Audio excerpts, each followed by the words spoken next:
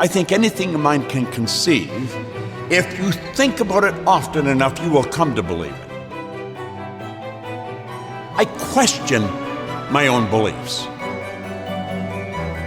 Whatever we can conceive and believe, we will achieve. You want to have a goal that's worth failing for. Don't ask, are you worthy of the goal? Ask, is the goal worthy of you? You're trading your life for it. So we should always be going for bigger goals. And we don't go for bigger goals to get. We go for bigger goals to grow. You and I have more potential than we will ever understand. We've got phenomenal powers. You've got to be persistent. Those who can't take it simply don't make the grade. Those who can take it are bountifully rewarded for their persistence. They receive whatever goal they're pursuing. You'll start to realize there is literally no end to what you're capable of doing. Ideas are intangible forces, but they have more power than the physical brains that gave birth to them. They have the power to live on long after the brain has created them has turned to dust. You've got to believe it in your heart, because until you internalize the idea, it isn't going to happen. The imagination enables you to go into the future and bring the future into the present. You've got to act like the person you want to become. Well, when we do that and do it over and over, you come to believe. I think we've got an obligation to do great work. We're only here for a short time, not a long time. And we've got the faculties and the ability to do great work. I think we should.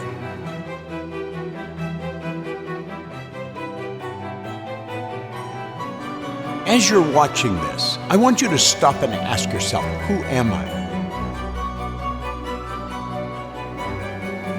Who am I? If we begin to study and we start to understand who we are and what we are, we will build an image of ourselves that'll make us so much more effective.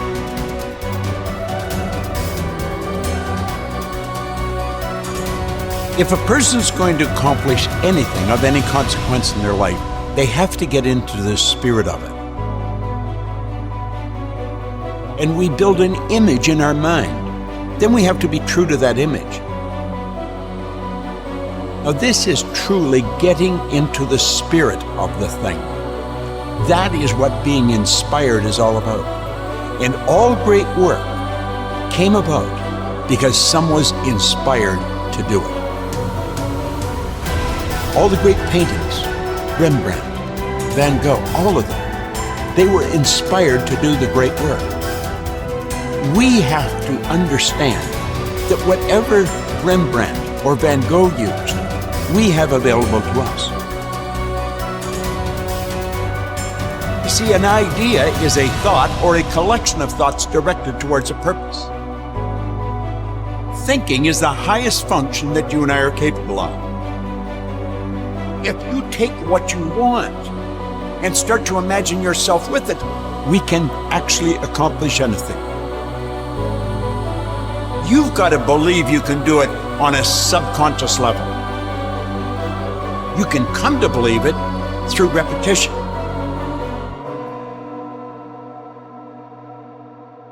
And all the great leaders, all down through history, have been in complete and unanimous agreement on that one point, that you and I become what we think about. There's always a better way. To let it go.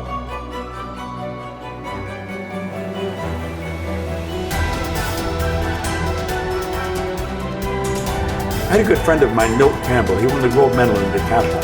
Milt told me, there was a lot of athletes in schools that were better than me, but they quit. Well, our paradigms get us to quit things. Your paradigm is your conditioned behavior.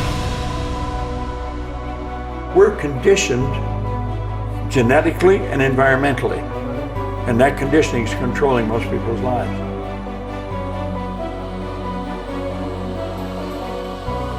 That's why brilliant people are broke. Brilliant people are unhappy. Brilliant people never really accomplish very much. They're absolutely brilliant, but their paradigm is controlling them. It's all about intellect. You see so many brilliant people and they don't make it.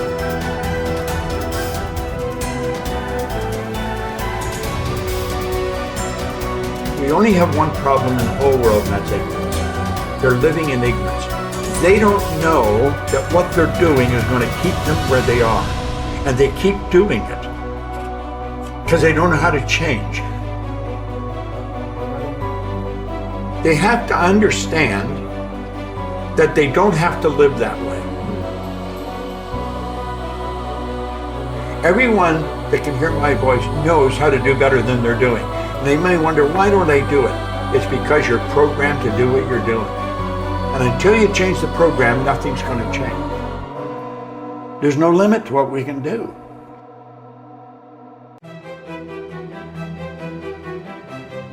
You change your perception, you change your life. An ideal is an idea that you have fallen in love with. It's our responsibility to decide what we're going to do with it. We can actually accomplish anything. So if you want order with money, it starts here. Relationship starts here. Your business starts here. It all starts in your mind. Because when you start doing anything, I don't care if it's maybe a weight loss program or it's building a business, doesn't matter what it is, you're going to run into a brick wall and everything in you is going to want to quit. That's what the paradigm does to you. You've got to be persistent. 4 simple steps which lead to the habit of persistence. Number 1, a definite purpose backed by a burning desire for its fulfillment. Number 2, a definite plan expressed in continuous action. Number 3, a mind closed tightly against all negative and discouraging influences, including negative suggestions of relatives, friends, and acquaintances. And number 4, a friendly alliance who will encourage one to follow through with both plan and purpose. These 4 steps are essential for success in all walks of life. You're either going to grow or you're going to die. We'll know there's never any limits that we ourselves don't impose.